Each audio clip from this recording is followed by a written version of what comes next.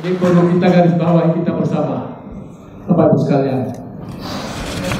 Khususnya kepada tambang emas yang sekarang ilegal dengan ada eskavator Topeco ialah hutan. Mulai hari ini saya bagi amaran waktu untuk dikeluarkan dari hutan. 2 minggu dari sekarang, semua eskavator keluar dari hutan Aceh.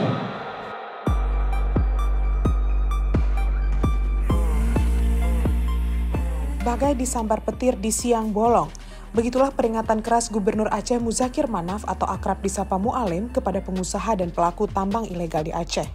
Betapa tidak, orang nomor 1 Aceh ini telah mengultimatum pelaku tambang emas ilegal di Tanah Rencong untuk hengkang dari hutan Aceh sebelum dilakukan langkah dan tindakan tegas dalam 2 pekan. Penegasan tersebut disampaikan usai mendengar pemaparan Panitia Khusus atau Pansus Tambang Dewan Perwakilan Rakyat Aceh dalam rapat paripurna penandatanganan Rancangan Perubahan KUA dan PPAS 2025 di ruang rapat paripurna DPRA di Banda Aceh, Kamis 25 September 2025. Mualim menegaskan pemerintah Aceh akan menata kembali tambang ilegal di Aceh dan upaya penertiban dan penataannya segera dilakukan dalam waktu dekat. Langkah ini perlu dilakukan karena tambang ilegal dapat menyebabkan kerusakan lingkungan dan tidak memberikan manfaat bagi keuangan daerah serta masyarakat Aceh. Segera akan kita buat instruksi gubernur terkait penataan penertiban tambang ilegal. Nantinya, penataan dan penertiban tambang ilegal akan kita arahkan untuk dikelola masyarakat dan UMKM atau skema pengelolaan lainnya, ujarnya. Tak hanya itu, ia juga bakal menertibkan pelaksanaan kegiatan pertambangan di seluruh Aceh agar benar-benar berjalan sesuai dengan ketentuan peraturan perundang-undangan. Insya Allah demi rakyat kita akan terus berbenah. Semua ini untuk kepentingan Aceh, untuk kepentingan masyarakat Aceh, ujarnya.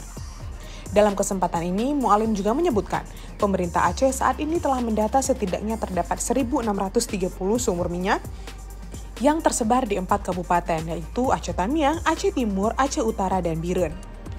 Terhadap sumur minyak ilegal, pemerintah Aceh dan Pemkab sudah melakukan upaya percepatan legalitas agar bisa dikelola secara resmi oleh masyarakat melalui skema pertambangan rakyat. Demikian jelas Mualim.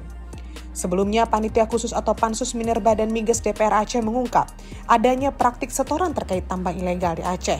Ditemukan 1.000 unit eskavator yang bekerja secara aktif. Seluruhnya diwajibkan menyetor uang 30 juta per bulan kepada penegak hukum di wilayah kerja masing-masing sebagai uang keamanan. Bahkan ada yang berjumlah 360 miliar setahun uang haram yang beredar, kata Sekretaris Pansus Nurdiansyah Alasta saat menyampaikan laporan di Gedung Serbaguna DPR Aceh Kamis 25 September. Jika dikalkulasikan, setoran ilegal ini mencapai 360 miliar per tahun. Praktik haram tersebut disebut sudah berlangsung lama tanpa ada upaya serius untuk memberantasnya. Pansus menegaskan kondisi alam dan lingkungan di Aceh semakin hancur akibat tambang ilegal yang dilakukan secara masif dan tidak terkendali. Cukong dan pengusaha tambang ilegal menyebabkan kerugian besar bagi masyarakat Aceh secara keseluruhan, tegas dia. Itu sebabnya, Pansus mendesak Gubernur Aceh untuk segera menutup seluruh lokasi tambang ilegal dan memberi kesempatan pengelolaan secara legal kepada koperasi kampung atau desa. Selain itu, Pansus juga menemukan dugaan penyimpangan dalam penerbitan izin usaha pertambangan atau IUP. Ketua Pansus Anwar Ramli menyebut lemahnya pengawasan pemerintah membuat banyak perusahaan tidak mematuhi dokumen analisis mengenai dampak lingkungan atau AMDAL. Monitoring dan evaluasi belum berjalan optimal. Ada dugaan konflik kepentingan dan persengkongkolan dalam penerbitan izin baru, ungkap Anwar. Dia menambahkan lemahnya monitoring dan evaluasi dinas terkait, khususnya Dinas SDM dan DLHK, dinilai memperburuk kondisi lingkungan dan memicu konflik sosial di sejumlah daerah tambang. Makanya, Dewan Perwakilan Rakyat Aceh atau DPRA mendesak Gubernur Aceh segera mengambil langkah tegas terkait tambang-tambang ilegal ini. Selain itu, Gubernur juga diminta merotasi pejabat yang dianggap bermasalah dan memperketat pengawasan tambang. Lantas, semudah itukah? Dari Kabupaten Aceh Selatan muncul suara penolakan. Rizal, salah seorang penambang emas tradisional di sana menilai kebijakan itu tergesa-gesa dan mengabaikan nasib masyarakat kecil yang menggantungkan hidup dari tambang. Kalau tambang emas ditutup tanpa solusi, bagaimana kami bisa makan? Banyak keluarga di sini hanya bergantung pada hasil tambang. Kami bukan mafia, kami rakyat kecil, kata Rizal Sabtu 27 September 2025 kepada laman AJNN.net. Itu sebabnya Rizal mendesak pemerintah menetapkan wilayah pertambangan rakyat atau WPR sebagai jalan tengah. Menurutnya, legalisasi tambang akan memberi kepastian hukum, membuka peluang penggunaan teknologi ramah lingkungan sekaligus menambah pemasukan resmi daerah. Kami setuju dengan penertiban, tapi jangan diberangus. Kalau ada WPR, semua bisa diatur, diawasi, dan dipajaki, ujar Rizal yang khawatir penutupan tanpa solusi alternatif justru akan memicu konflik horizontal dan memperparah kemiskinan di pedalaman. Berbeda dengan suara dari kampus, aktivis mahasiswa Universitas Syahkollah atau USK Amru Hidayat justru mendesak Dewan Perwakilan Rakyat Aceh mengungkap secara terbuka oknum aparat penegak hukum yang diduga menerima setoran jaminan keamanan dari pengelola tambang emas ilegal di Aceh. Menurutnya, suara mahasiswa hadir sebagai bentuk kontrol sosial agar praktik tambang ilegal dan dugaan penyalahgunaan wewenang aparat tidak terus dibiarkan. Amru menilai, praktik setoran 30 juta per eskavator adalah bentuk state capture corruption atau korupsi yang melibatkan aparat penegak hukum dengan jaringan ekonomi ilegal. Kalau benar aparat terlibat, itu artinya hukum dijadikan alat transaksi, bukan alat keadilan, ujarnya. Ia juga mengingatkan temuan pansus ini berpotensi masuk ke ranah tindak pidana korupsi atau tipikor maupun tindak pidana pencucian uang TPPU.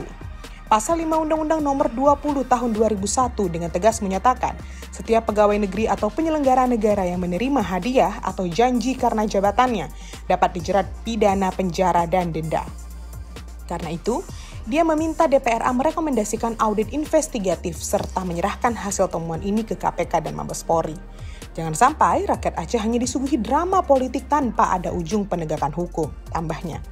Yang menegaskan, praktik tambang ilegal yang dilindungi oleh setoran jaminan keamanan akan memperkuat oligarki lokal, melemahkan tata kelola pemerintahan, serta mematikan keadilan sosial bagi masyarakat. Sekedar mengulang informasi saja, ini memang bukan cerita baru. Sebelumnya ada dilaksanakan moratorium tambang di Aceh. Dimulai sejak tahun 2014 dengan dikeluarkannya instruksi Gubernur atau Ingub Aceh nomor 11/INSTR/2014 tentang moratorium izin usaha pertambangan mineral, logam, dan batu bara. Saat itu, Gubernur Aceh juga membentuk tim pemantau berdasarkan keputusan Gubernur atau Kepgub nomor 540/777/2015. Ingub ini berlaku selama 2 tahun hingga 2016. Hasilnya, sebanyak 92 izin usaha pertambangan atau IUP dari total 138 berkurang atau tinggal 46 IUP tersisa. Dengan hasil itu, lahan Aceh terselamatkan seluas 639.646 hektar. Lalu, setelah Ingub itu berakhir pada 2016, Gubernur Aceh Zaini Abdullah kembali melakukan perpanjangan selama 1 tahun hingga 2017. Dengan Ingub bernomor 09/INSTR/2016 tentang perpanjangan moratorium izin usaha pertambangan mineral logam dan batu bara 1 tahun berjalan. Hasilnya, sebanyak 9 IUP kembali berkurang dari jumlah 46 dan tersisa 37 IUP lahan terselamatkan dan bertambah seluas 46.000 hektar. Disusul Ingub 2016 dan kembali berakhir pada 2017. Dan saat itu Gubernur Aceh tidak lagi dijabat Zaini Abdullah, melainkan berganti kepada Irwandi Yusuf. Setelah itu Irwandi Yusuf ternyata melanjutkan Ingub tersebut dengan nomor 05/INSTR/2017 yang berlaku selama 6 bulan hingga Juni 2018. Nah, selama 6 bulan itu 7 IUP berkurang lagi dari sisa total 37 IUP dan kini tersisa sebanyak 30 IUP. Lahan di Aceh yang terselamatkan kembali bertambah seluas 61.433 hektar. Memang sejak 2014 sampai dengan 2018, sebanyak 108 IUP telah berakhir dengan total lahan terselamatkan seluas 747.079 hektar. Sayangnya, meski Ingub tersebut sudah berdampak baik terhadap keselamatan dan tata kelola pertambangan di Aceh, tapi hingga saat ini pemerintah Aceh belum juga mengambil sikap untuk memperpanjang moratorium tersebut. Itu sebabnya, tantangan paling nyata dalam pemberantasan tambang ilegal adalah komitmen kepala daerah yang tidak dilaksanakan dengan bijak oleh Satuan Kerja Pemerintah Aceh atau SKPA dalam melaksanakan instruksi gubernur. Jadi, memang sudah sepantasnya para kepala SKPA tersebut dicopot saja dari jabatannya.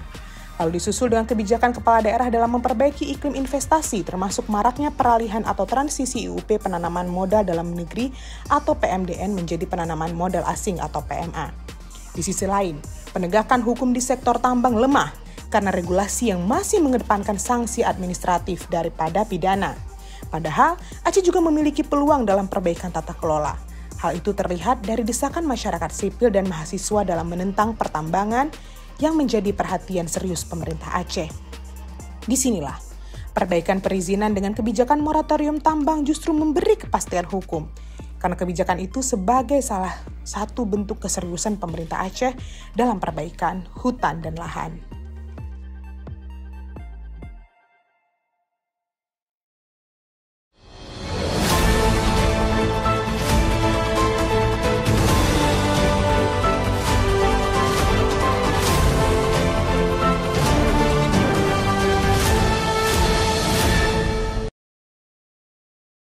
Jangan lupa like, komen, dan subscribe. Serta aktifkan lonceng notifikasi